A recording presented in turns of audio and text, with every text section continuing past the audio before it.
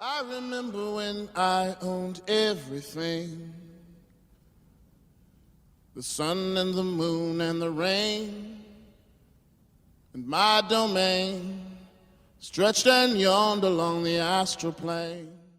Well, I was playing Joe's Pub in Manhattan, which is which is connected to the Public Theater. You know, Joe's as in, Yeah, we Joe all Pat. Yeah. know who Joe is, right? So I was Yeah. playing Joe's Pub a lot, and the Bill Bragan, who runs Joe's Pub, said, "Oh, so what else are you doing?" And like all rock musicians my age, we all say we're working on a musical or an opera because you just say that because at some point you got to say something that sounds different. So it's just like a lie we always tell. We're never actually working on an opera or a rock opera or a play, but we just say we are, and then we kind of walk off. But the problem with these hyperactive New Yorkers is that they're like, "Oh, you're working on a musical? Oh, can I see some pages? Can I hear some songs?" And then I was like, "Yeah, we'll think about it." And I'm on the plane back to LA to Heidi, and I'm like, I guess we should like start on something because they kind of act like they're interested, you know. She was like, "Yeah, let's just write some stuff," and I'm like, "Wonder what we're gonna write about," you know. And that's really how it started. It started with a lie. So I tell my students, lie, say you're working on it, say it's about a quarter of the way finished, and then get to work. And basically, I just started working on it every day from that point on.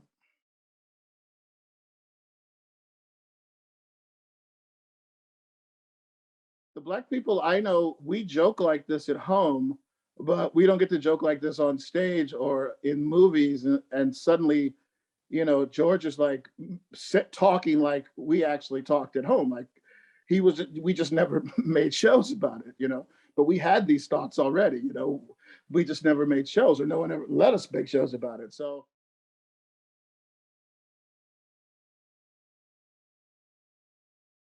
because I wasn't young when I wrote it, but I was really trying to write it for younger people, to like the play I would have liked to see if I was going to see a musical, the one I would have liked to see when I was younger. And Mhm. like I said, that's what Colored Museum did for me. When I read it, I just read it. I'd never seen it. I just read it in New York. But yeah, I was wanting young people to sort of feel it in some way.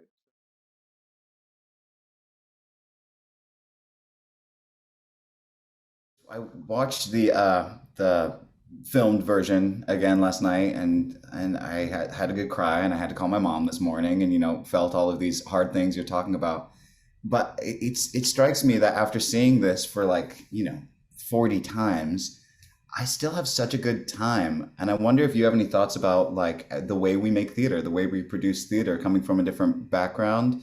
There's something about the rock nature of this that I'm Mhm. like, ooh, make me cry because I'm having such a good time that Yeah, I yeah. that I don't always feel in the theater. I think it's because rock music is what's called rock music is trying to do nothing else except be as much like the black church as possible. Mm, That's all rock and roll is.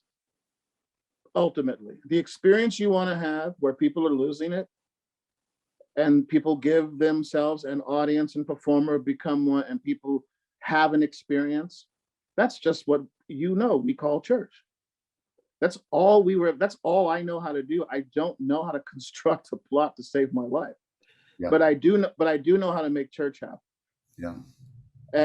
And so that's what we were just kind of trying to do, is see where we could sort of make that happen. But the structure of Passing Strange for me, I mean, I don't know if we ended up executing it exactly like this, but to me it was always the structure that a concert and a Baptist preacher sort of Sunday morning kind of follow the same sort of pattern, these peaks and valleys. I'm gonna break it down, I'm gonna bring it up, and then I'm gonna drive it home at the end. It's just, it's been going on forever, right?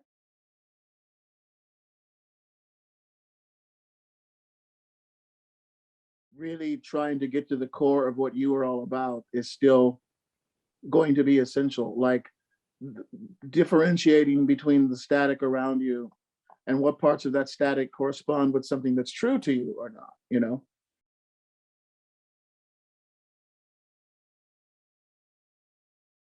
At first I thought, okay, maybe this is just like the crazy weird kid that grew up with rock and roll and was middle class and grew up in a white neighborhood. But I would have people that were like straight up from the hood saying, we were going through this exact thing.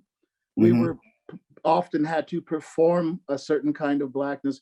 We were not just code switching in the white world, we were code switching within our own worlds. I did not know that until this play happened.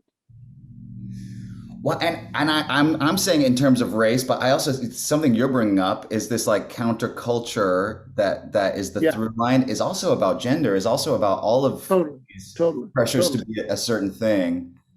Maybe Gen Z has the language to really dissect, but I didn't in 2006. No, I hear you. I hear that. Yeah, I hear that.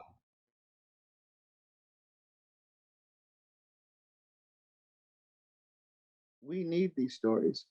We need these stories to keep our heads about us. We need these stories to help us see. I'm not telling you guys anything you don't know, but you do know that there are a whole bunch of people out there that think this is extra. Yeah. You know, that think this is extra. This is not, this is the fun. This is all we have. I tell people, I say, you think art is extra? I go, okay, I'm gonna take all your radio, all your podcasts, I'm gonna take all your shit away from you and watch you go absolutely out of your mind in 24 hours. Yeah. Come on, I'm gonna take it all away. I'm gonna take all the creativity away. You're gonna wear some shit that looks really lame. You know what I mean? All your designer shit, you gotta let it go. Everything that was ever designed, you gotta not wear that.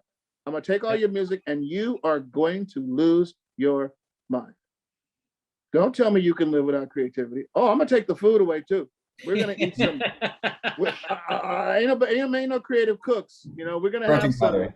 Right, you know, exactly.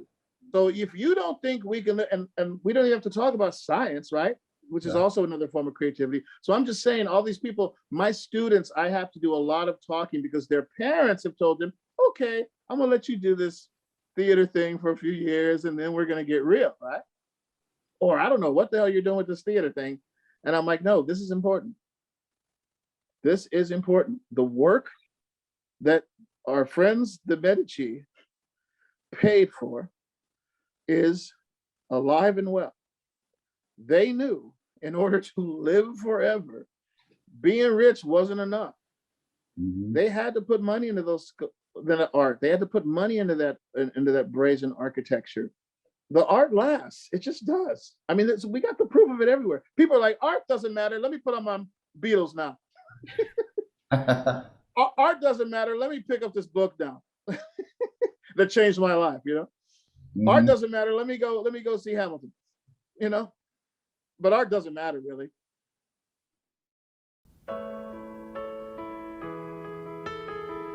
The universe is a toy in the mind of a boy,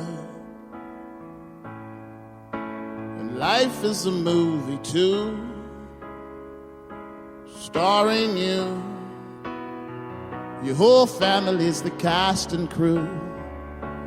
That's a little secret between God and you. But ain't it strange how it all makes perfect sense?